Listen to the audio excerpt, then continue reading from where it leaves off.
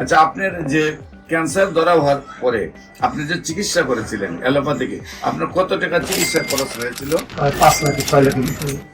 বিশেষ করে আমার সাথে MBBS doctor, DSMS doctor, BSMS ডাক্তাররা আছেন গণস্বাস্থ্য হোমিওতে, এবং আমরা সবাই সহযোদ্ধা হিসাবে নিয়ে কাজ করে আমরা যে সফলতা পেয়েছি তার একটু প্রমাণ আপনাদের সামনে তুলে ধরছি। ভাইজান, আপনার নাম? লিটন দাস। লিটন দাস। আপনার পিতার নাম? বলেন বলাই দাস। আপনার ওয়াইফের মায়ের নাম? সরস্বতী দাস। সরস্বতী দাস। আপনার ওয়াইফের নাম? ওয়াইফ নাই, বিয়ে করেন নাই? আচ্ছা আচ্ছা। আপনার বাসা কোথায়? সাইদাবাদ পুলিশ ফাঁড়ির পেছনে। সায়দাবাদ পুরান ঢাকা পুলিশ ফাঁড়ির পেছনে।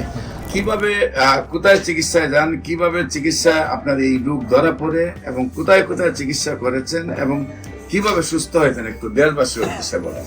প্রথমে আমার 2-2.5 বছর আগে ক্যান্সার ধরা পড়ে, লাং ক্যান্সার। ওখানে আমার অপারেশন হয়, একটা লাং চলে যায়, একটা লাং এটা ফেলা যায়, একটা রাখে। আর কেমো দিয়েছিলাম 3-4টা কেমো দেওয়ার পরে আবার 2 বছর পরে এটা ফিরে আসে শরীরে। ডাক্তার বলে আবার কেমো দিতে হবে। তো আমি আর কেমো না দিয়ে আপনার স্বর্ণপূর্ণ আপনাকে ফেসবুকে বিভিন্ন আপনি প্রথম যখন ডাক্তারের কাছে গেছেন, যাওয়ার পরে ধরা পড়ছে আপনার ক্যান্সার হয়েছে। হ্যাঁ, তো ক্যান্সার হওয়ার আগে আপনি ডাক্তারের কাছে গেছেন, আপনার কি প্রবলেম হতো?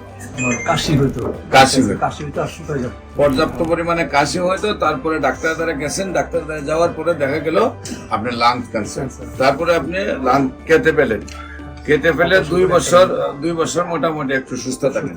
তারপর আবার ক্যান্সার ব্যাক করে আবার কফ টফ সব চলে আসে। সম্মানিত দেশবাসী, প্রত্যেকটা ক্যান্সারে কেমোথেরাপি, রেডিওথেরাপি বা অপারেশন করার পরে কিছুদিন ভালো থাকে, আবার রিটার্ন ব্যাক করে। তারপরে আবার অপারেশন, আবার কেমোথেরাপি, আবার রেডিওথেরাপি দেওয়ার পরে আবার কিছুদিন ভালো থাকে, তারপরে আর চিকিৎসায় ধরে না, একসময় মৃত্যুর মুখে ঢেলে পড়ে।